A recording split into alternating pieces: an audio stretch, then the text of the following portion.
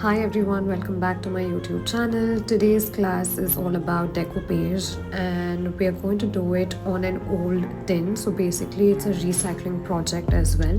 So take your tin out and take your acrylic paint and start with coating the tin with the acrylic paint.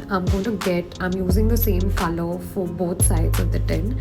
Once I have spread the color, I'm going to take a sponge and dab to give a nice grainy texture on both parts of the tin. Once the lid is done, go and do the bottom half and let it dry. Also, all the materials are linked in the description box below. I have taken this decoupage paper and cut out this teapot with flowers in it, and I'm going to decide my placement on here. Now the next step is to get your brush and your decoupage glue. I have made mine on my own. The recipe to which is on the next YouTube video. And then I have placed it right in the center of the lid.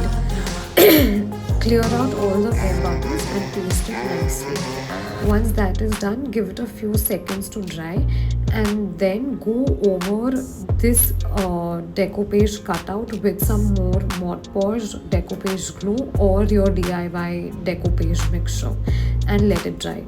Once it is dried, it's time to cover up the edges and blend this particular cutout with the rest of the box. So I have used the same base color and I'm trying to get the finishing right on all the edges and all the white bits that you can see to make this look like a seamless design. Also, if you like what you're seeing and you like such tutorials, then don't forget to subscribe to my YouTube channel. Coming back to the video, we're covering all the negative spaces with the base paint.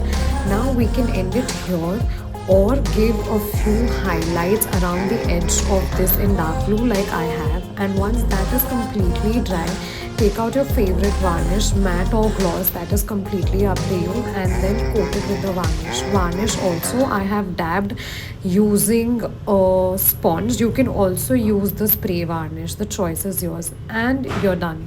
Let me know how you like this tutorial and see you next week. Thank you for watching.